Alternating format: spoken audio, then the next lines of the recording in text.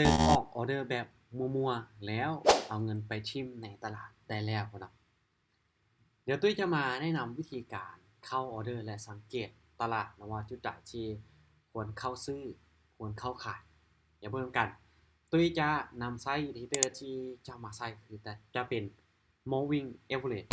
ที่จะเอามาในรอบนี้แต่ตุ้ยจะมีการเซตติ้งใหม่หรือว่าตั้งค่าใหม่จะเป็นการตั้งค่า5หรือว่าจะเป็น MA5 นั่นเองอาจจะมีทำการตั้งค่าใหม่ซึ่งหลังจากที่เราเอาอินดิเคเตอร์มาแล้วเนาะอันดับแรกก็คือสิ่งที่เราจะเบิ่งภาพรวมของตลาดในขณะนี้เนาะถ้าว่าเราเบิ่งที่ภาพใหญ่แม่นราคาของ XRP เนี่ยชื่อว่าแนวโน้มของตลาดเนี่ยค่อนข้างจะดันราคาลงมาที่ต่ำลงมาเรื่อยๆแต่ว่าเบิ่งที่ปีกย่อยลงไปอีกเบิ่งที่ปีกย่อยนะตัวจะเบิ่งในช่วงเวลานี้เอาให้เฮานั้นเบิ่งเห็นตลาดได้สั้นลงและก็แม่นยำขึ้นก็คือในจังหวะนี้ในช่วงเวลานี้กราฟมันลิ้นในรูปแบบของตลาดไซด์เวย์นี่ก็คือมันจะสร้างโลสร้างไฮที่อยู่ในจุดเดียวกันหรือจุดที่มันใกล้เคียงกันสร้างเห็นบ่ในจุดนี้กราฟขึ้นไปลงขึ้นแล้วก็ลงฉะนั้นกราฟมันจะลิ้นอยู่ในจุดนี้ในบริเวณนี้นะแล้วบัดนี้เราจะเข้าออเดอร์ซื้อออเดอร์ขายเข้าในจุดใดเดี๋ยวเบิ่งนะตุ้ยจะพาทุกคนมาเบิ่งในอินดิเคเตอร์ของ moving average เนาะเวลาที่เราจะออกออเดอร์ได้ออเดอร์นี้จะบ่ทันออกจะออกออเดอร์ก็ต่อเมื่อเวลาที่มันลงมาต่ำกับ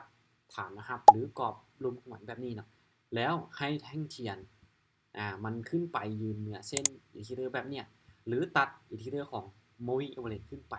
แบบนี้เขาจึงค่อยออกออเดอร์แล้วรอให้อินดิเคเตอร์เนี่ยสีขึ้นไปนะเป็นเส้นนำกราฟว่าโอเคราคานี่นะแห่งซื้อกำลังจะเข้ามาในบริเวณนี้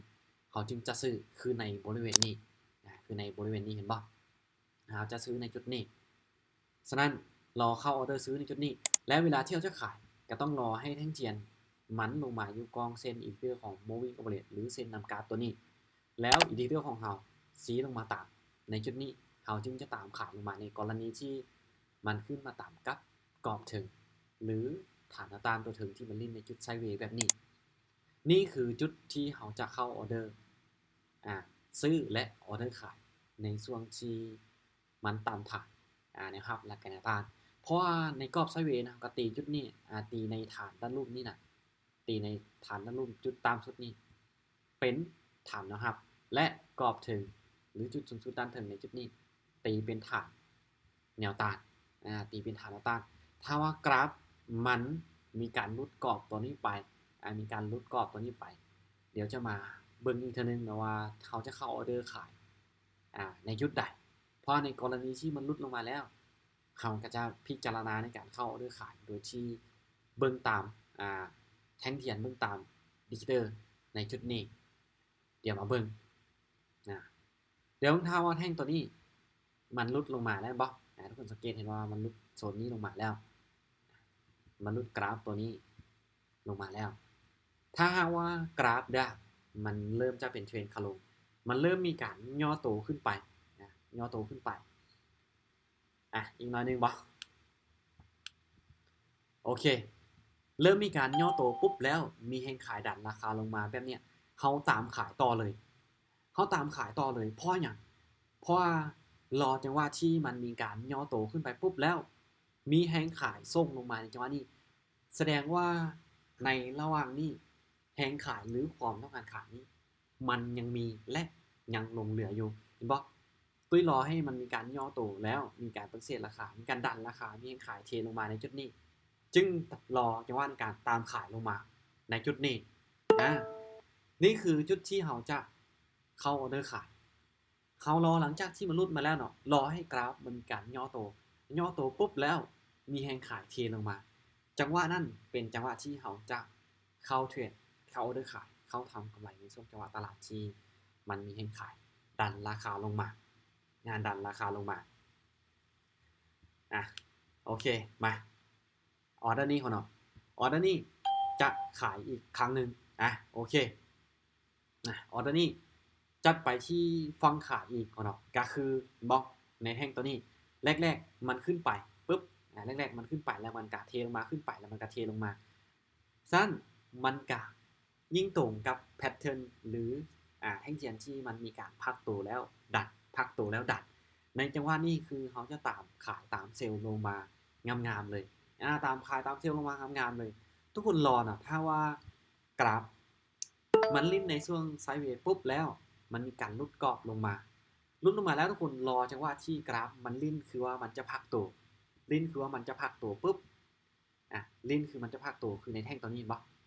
ลิ้นคือมันจะพักตัวเป็นเขียวปุ๊บแล้วมีแท่งขายเทลงมาปุ๊บจังหวะนั้นเป็นจังหวะที่เฮาเซลล์และแท่งตัวนี้คือการ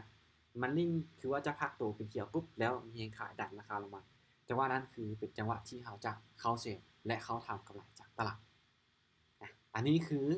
ในการเข้าออเดอร์ทุกคนยุดที่จะเข้าออเดอร์มั่วเข้าออเดอร์แบบโดยที่ไม่ได้มีการวิเคราะห์อย่างเลยเข้าตามแบบการคาดเดาว่าโอเคออเดอร์นี้ค่อยมักซื้อได้ค่อยซื้อออเดอร์นี้ค่อยมาขายได้โดยที่ผมมีการสังเกตเบิ่งตลาดเลยบอกคือจุดนี้กันเบิ่งจากเส้นอินดิเคเตอร์หรือ moving average นี้มันก็ลงมามันก็ขนาดการลงมาซึ่งบ่งบอกว่าแหงขายในจุดนี้มันเข้ามาหลายอยู่แล้วเป็นตลาดที่ว่าเป็นเทรนด์ขาลงเป็นตลาดที่เป็นเทรนด์ขาลงสั้นทุกคนลองเบิ่งได้ลองไปสังเกตตลาดเบิ่งเนาะเวลาที่มันลุดกรอบฐานนะครับของมันลงมาแล้วเนาะแล้วมันเฮ็ดคือว่าจะพักตัวแต่มันมีแรงขายดันราคาลงมาทุกคนสามารถที่จะตามขายลงมาต่อได้มาเดี๋ยวมาเบิ่งในออเดอร์นี้อีกเนาะออเดอร์นี้ก็ตามไปที่ฟังเซลล์ตามไปที่ฟังเซลล์อีกคือเก่าพอเห็นบ่กราฟนี้มันยังบ่ทันได้มีการพักตัวเป็นเขียวในจังหวะใดจังหวะหนึ่งเทื่อในระหว่างที่มันลงมันพักตัวในจังหวะนี้แต่มาเบิ่งแฮงขาเห็นบ่มันขึ้นไปแต่มีแฮงขานั่นดันราคาลงมาอยู่ในจุดนี้มีแฮงขากดราคาลงมาอยู่แสดงว่าในจุดนี้ไปฟังได้คือที่ค่อยอธิบายไปก่อนหน้านี้ก็คือเขาจะเซลล์เห็นบ่รอจังหวะในการเข้างามๆแต่เรามันขึ้นไปเรื่อยๆแฮงซื้อขึ้นไปโดยที่บ่มีแฮงขายนั้นกด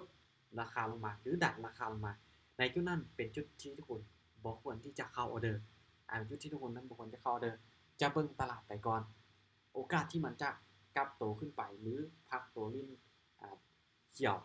จังว่าใดนึงหรือว่าอาจจะกลับโตขึ้นไปเลยมันก็มีรอให้มันขึ้นไปแล้วมันมีการมีแห่งขายดันราคาลงมาในจุดนั้นเขาจึงจะตามขายจะตามขายแต่แท่งเทียนต้องอยู่ในกล้องเส้นของดิกเตอร์ของ moving average คือเก่าด้วยมีใครในการออกออเดอร์นะลองไป